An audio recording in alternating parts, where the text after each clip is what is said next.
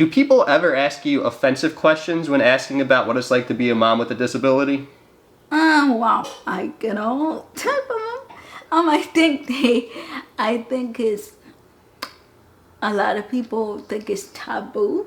I mean, when they see it, I guess because they don't see it often. A lot of people, when I'm out in the community, they don't recognize him as my son. They think he's my sister's or my mom or someone else or a friend.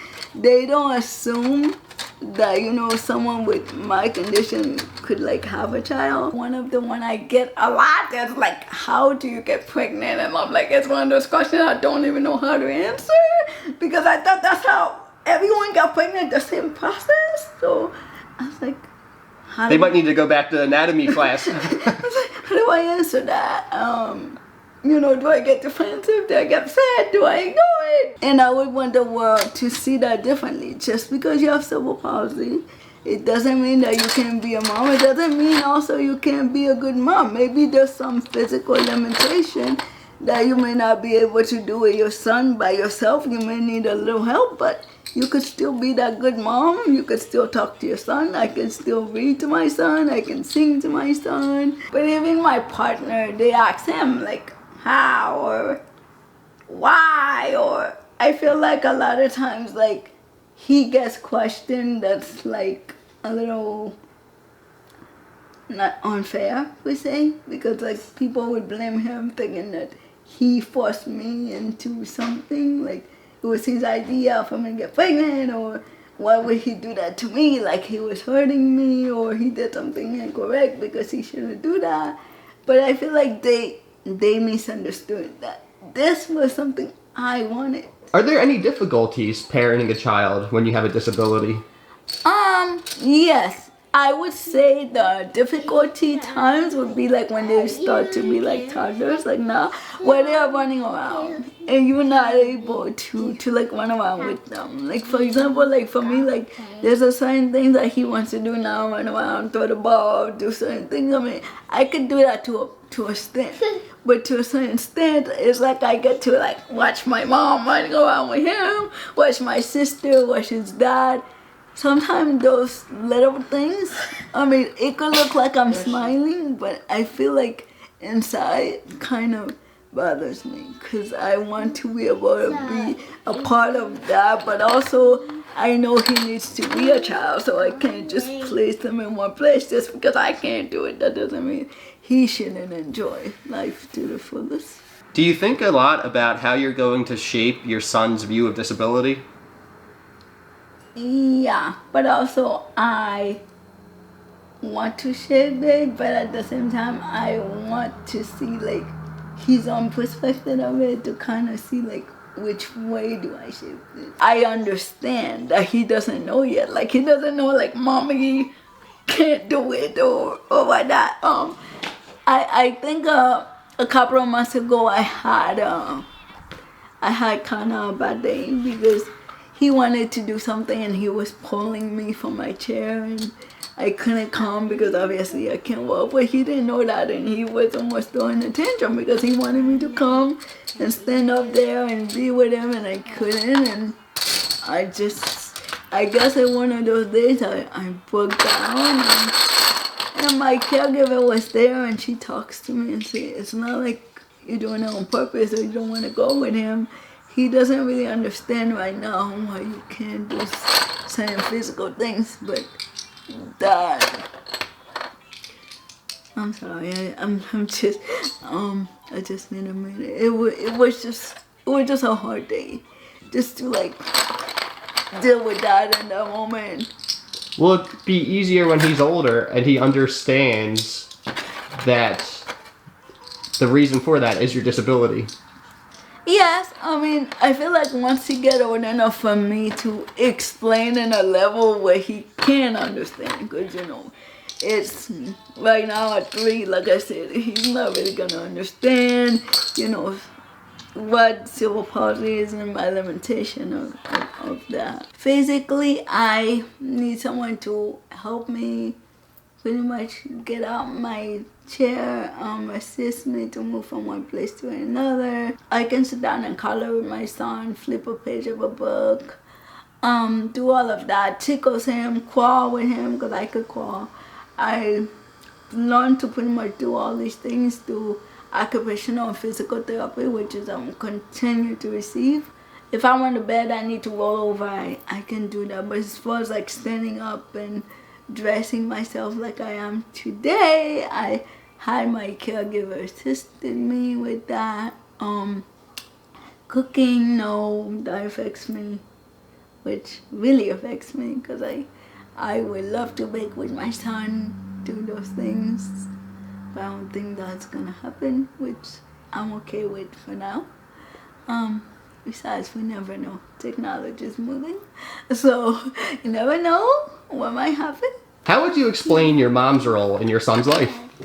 I would say she's the second mom.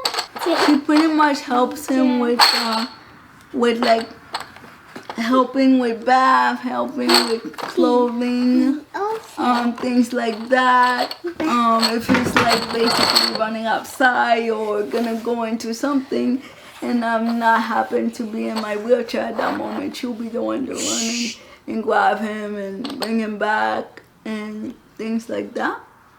She does pretty much like, I guess, all the physical thing I would be doing if I could.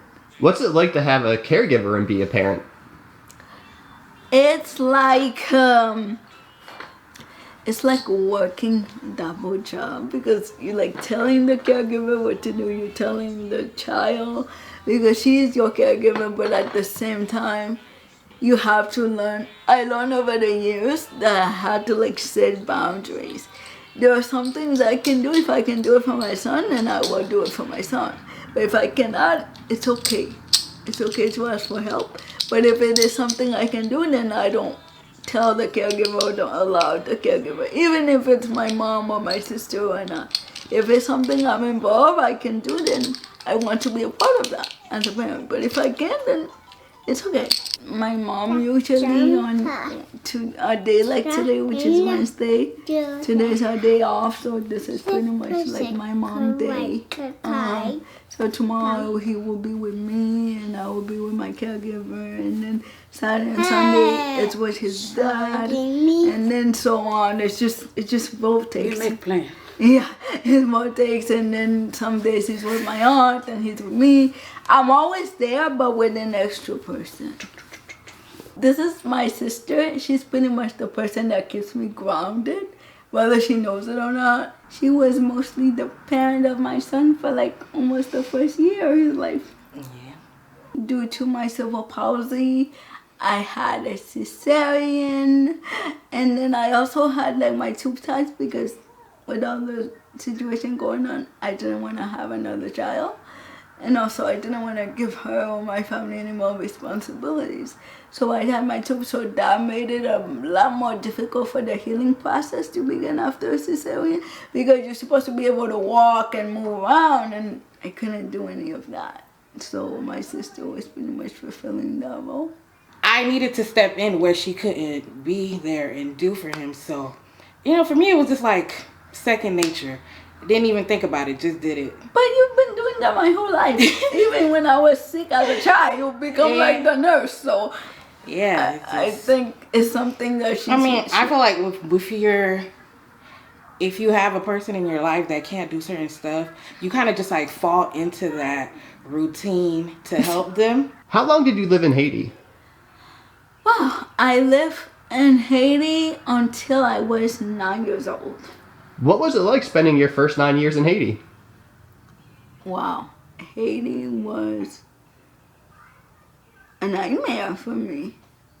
Even though I was there with family, I felt like I was causing my family more pain than I was helping them, because they were also isolated because of me. Because a lot of people didn't come to our house because if they weren't going to say something nice about me or look at me a certain way, then they were no longer our friends or family. So a lot of families were very close-knit, as you could see we are now, because they were trying to protect me from the comments that people would make about me and stuff like that. So my mom or my grandparents would just tell them they're not welcome. In my country, when you're disability, they don't take you like the same like everybody. They don't think that. They think you're not supposed to be here. No value. What you have to say that? Yeah. Okay. In But United the States, value, like, you're not important. like United States, you have respect. You could do whatever you wanna do. You could go whatever you wanna go. But in my country, you cannot do that. There were people that would tell my mom to take me, to like witch doctors and have them do different things to me because I was cursed and there was a curse on me, or my mom said something to someone that didn't like her, so that's why I'm like this and all of that stuff. And also, yeah, that's definitely a thing where they think, you could pray the disability away or do some ritual bath or something like that to wash that away. I mean, I don't have anything against them saying, because when you don't know, when this is what you know your whole life and what you were raised with, that's what you know. That's what you're gonna tell your children. That's what your children are gonna think. And I feel like that's why I'm doing this video. So I feel like, oh my God, I'm bringing shame pretty much to my mom. I'm not good enough. I'm not a good person and all of that stuff. When you look at that situation in hindsight, how do you process it? Well, I don't think that is something personally you can just process alone. I think this is where therapists come in and where the process come in, where they explain to you, it's not your fault. You didn't put yourself in that situation. Your mom didn't put herself in that situation. We both were doing the best with what we've been given. As a child, she used to carry me to every place. I didn't even have a wheelchair. So imagine carrying an 8-year-old, 7-year-old, 9-year-old. It's hard. What does that do to your confidence and your self-image when you don't have a wheelchair and you have to be carried everywhere? Yeah, it also makes you feel like you're nothing, like you're nobody. People can't even see you because you've been carried. Nobody know who you are. It's like you in society, but you like outcast from society. So it really does do a lot of damage to your self-esteem, your personality. And I think if it wasn't like for my family talking to me and buying me toys and doing different things, I would be suffering a lot more from, self-esteem and things like that. And I think that's probably why in high school I was a big target for bullying. I was really bullied a lot in school because I didn't really value myself. I come from a place where I didn't get that value. So how can I do it if I barely got it? That in itself was like embarrassing. I guess as a child, you want to do things yourself. It's even worse not to have a chair, not someone have to physically carry you. But I think what was worse was the way people received my mom doing it, the way they looked at her, the way they whispered. That did more damage than the killing. That did damage to you mentally? Yeah. Why did the way people looked at your mom damage you more? Because I felt like it was my fault. She would not have to go through that if she didn't have me. I appreciate the United States. I have good appreciation for the United States. They give me opportunity for my life and for her life. I've been places also, I guess, because I sort of look young, even though I'm not that young, because I just had a birthday. I just turned 38 years old. A lot of people, when I go places or they talking to me, they seem to talk either very slowly or very loud, or they have a need to come really close, like to me, like this close, like hi, you understand, like in a level, like they think I understand or change words like to make it easier for me, and I'm like, I'm perfectly capable of comprehending a conversation. I noticed that you're laughing at that. Is it funny, or do you use humor as a coping mechanism? Yes, I definitely did, especially in high school because like I told you, I used to be bullied a lot. I was a victim of bullying for years. So I would go home with this big smile on my face, and then inside I was tearing apart. Our journey was so difficult that I didn't want to make it more difficult for my mom. I wanted her to keep having that dream. I didn't want to wake her up from it, like, oh my God, this country are so wonderful. Kids are doing this to me, and they were doing that to me. So I kind of hold that inside for many years until I started like receiving therapy. What did you think when your sister told you that she's pregnant? Actually, she didn't tell me she was pregnant. She told me. I told her she was pregnant. I was, She did the pregnancy I came test. home one day and she was telling me she wasn't feeling good and she was like burning up. She had a fever. I'm like, oh my God. Girl, you is pregnant. I told her, I said, you need to go get a pregnancy test. And sure enough, she went and got the pregnancy test and took it, came back pregnant. I'm like, Yeah, and I was like, our mom is going to flip. She's going to flip. the first thing that I did was express to my boyfriend that I wanted to have a child. So that was in itself pretty much the most difficult part because I didn't know was he was gonna panic and tell me we can't do this, la la la, your health. But then to my surprise, it was more like, okay, what did your doctor say? So he had more questions than say, yes, let's go. So we had to, I spoke with my doctors and they pretty much told me everything internally is fine, so it could happen. But they don't want to give me a perfect answer, say, yes, it's going to happen, and then it doesn't. So he pretty much told me to go ahead and try. I had the conversation with my mom. She was like, I don't know, is it safe? Is it, you know, that whole conversation. Growing up, did you always know you could be a parent? No, I didn't. I hope I could, but I did not know that I could be a parent. So I did have to speak to a lot of my specialists, my doctors, to talk about my cerebral palsy and how was it involving me and would that affect my child, would that affect me in some way. I tried to get pregnant after I had my bachelor's degree, which was in 2014. Or in the summertime, nothing happened. We tried in 2015, nothing happened. So pretty much I told them, okay, just forget it. They did say may or may not. So I kind of forget about it and I registered for my master's degree in social work at Florida International University.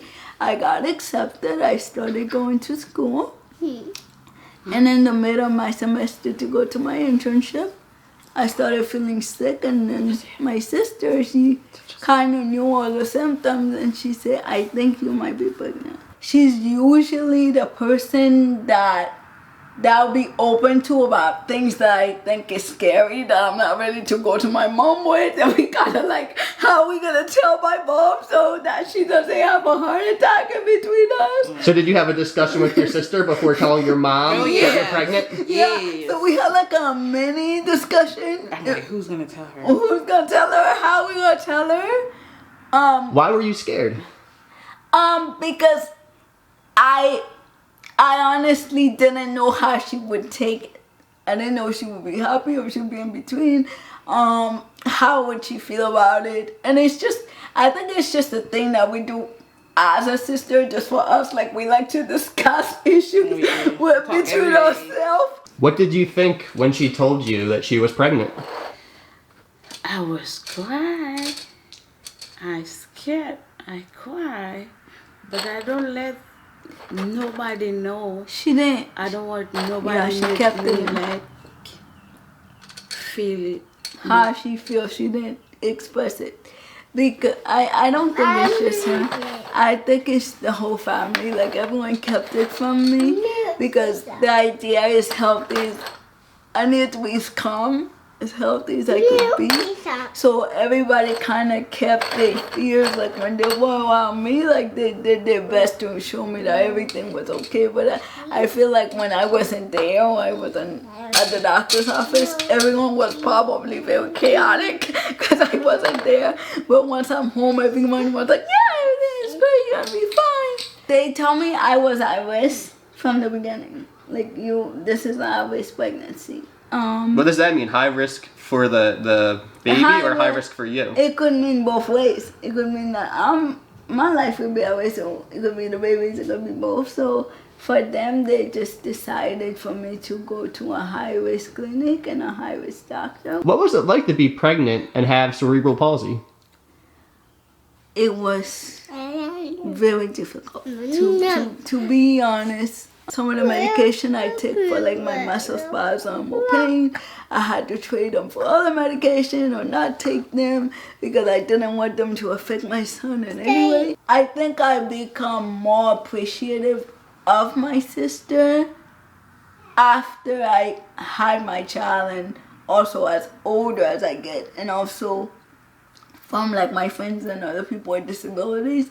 Not everyone has that. So when you realize that, it kind of makes you be different, appreciate it more, and be like, okay, well, I have things that other people don't have. What would you say is the best thing about being a parent? Well, the best thing for me is to know that I'm bringing this person into the world. I have no idea who he's gonna become or what he will become, but hopefully I hope that he becomes something great, and also hoping that I feel like by being a mom, like I'm contributing to society, because like, that's something that society does. That's something that women, even without a disability, does, that they become parents. So I think that it's like one of the greatest things. And also I have a friend, like I always have my son, always. I also used to be very cautious of like, what are people gonna think when he's in school and I drop him off with the teacher? Would he be picked on because of me? Would the kids say, that's your mom, and start laughing about that? And but I'm like, who is a better person to explain it than me? If your son's in school, you drop him off, and his classmates have questions, what would you say to the classmates? I would just tell them that it's normal, it's fine. This is the way I was born. This is who I am. Like, there's nothing wrong with me, and it's okay to be friends with my son. Nothing is going to do anything to them or affect them in any way. They just have a friend that the friend's mom happened not to be able to walk. That's all. I want other people to know, like, I'm just a mom like everybody else, just a mom with a 3-year-old. We like to do things together. We like to go out. I like to go to the mall. I like to play with my son, talk to my son, just like any regular mom. I mean, cerebral palsy is just a part of me. It's not all of me. So being a mom is a 24-hour job, whether it's cerebral palsy or not.